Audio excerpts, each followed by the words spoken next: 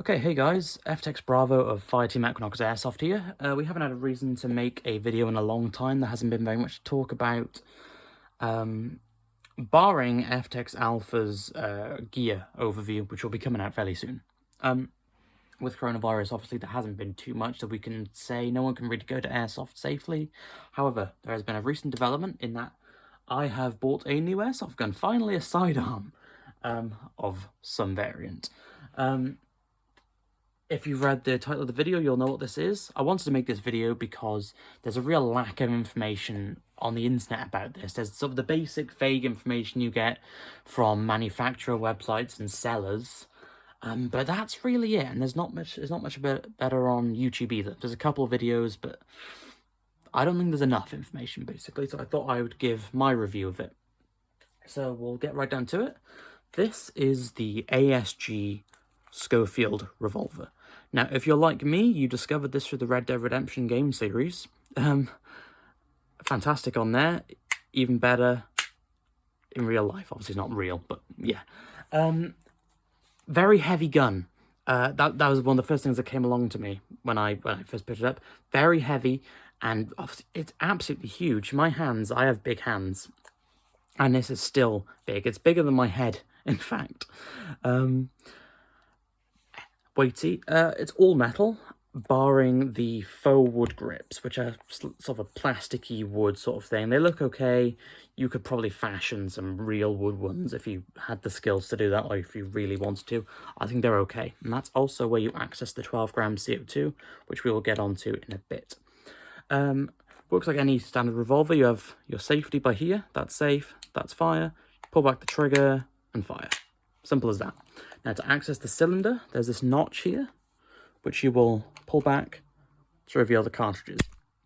Now, this is the one issue you've had, or I have, anyone has, with this gun, is that the cartridges it comes with are standard fire at 480 FPS, which any UK buyer will know is far, far, far too high.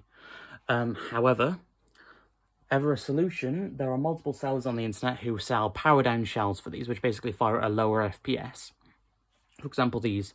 I purchased these on Etsy. I can't remember who the seller was, but these fire, I chronoed them at about, they were anywhere from 290 to 320. So pretty good, and these will allow you to play with the gun legally, right? Takes your standard 12 gram CO2 cartridges, just like this. You can buy these on most airsoft manufacturer websites, retailers, etc. Now, I'll show you where this is inserted. So you have this notch right here, which also serves as your Allen key for tightening. You would just want to untighten this, if you can get it to work. You put it in, tighten, as you would with most CO2 airsoft guns, I'm pretty sure. I don't have any others, so I don't know how they work.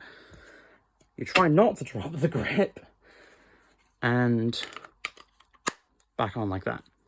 Now, it's pretty loud. I'm going to fire it anyway, because I simply don't care. But you pop it on fire, pull back your trigger. Simple as that. Right, so, yeah. So, with these shells, like I said, 480 FPS. With these plastic ones, anywhere from 290 to 320. Okay, now, so if you want to carry this on the field, you are going to need something to carry it in. Now, this is a Viper standard MTP holster.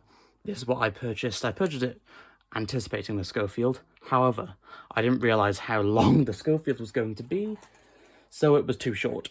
However, you cut a little hole in it, like the bottom. Well, there's always that hole there, but you can extend that.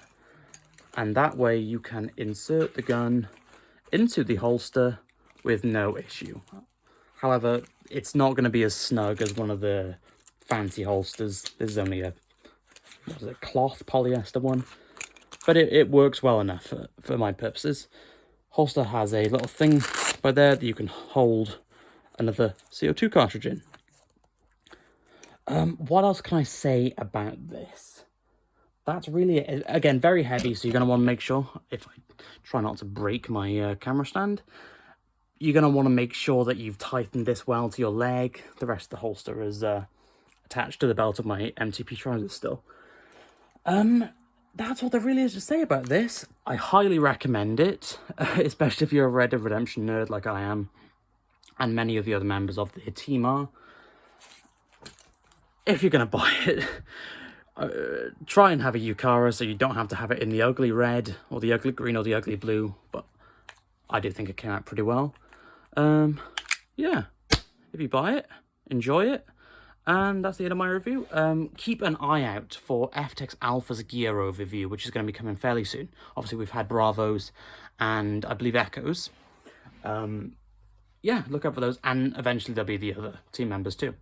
Thank you guys. Nice little wave at the end there.